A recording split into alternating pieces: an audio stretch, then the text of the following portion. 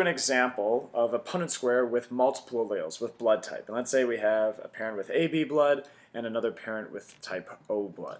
And so let's see what alleles they could pass down or what genotypes they would have in the first place. So for the first parent, they're going to have that dominant A protein or allele and then the dominant B allele as well, and they could just pass down either or.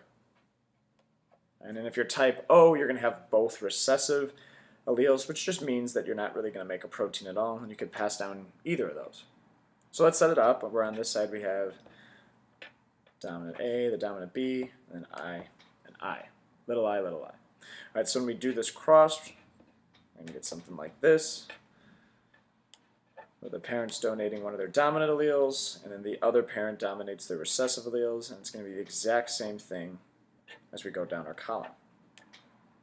All right, so let's figure out the genotype percentages. The first thing we want to do is just look what are our possible genotypes. So in this case, it looks like we just have two. You could either be heterozygous for type A blood, big A, little I, or heterozygous for type B blood, big B, little I. And I'm going to look at my Punnett square, and it looks like out of 4 squares, I have 1, 2 of this type of genotype, big A, little I, and so that's going to be 1/2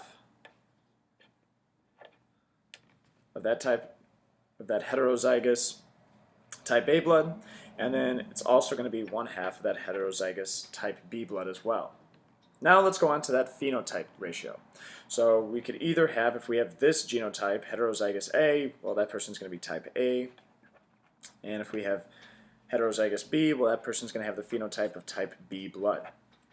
And in this case, it's going to be the exact same type of ratio, right?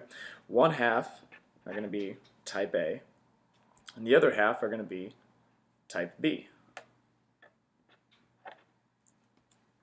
Right. So I want you guys to try out a new example. So it's going to be a cross between parents with both of them are going to have type AB blood. So the first thing you need to do is just figure out what are their genotypes going to be, and then you're going to do your Punnett square and then figure out your genotype and phenotype ratios. All right, guys, thanks for watching.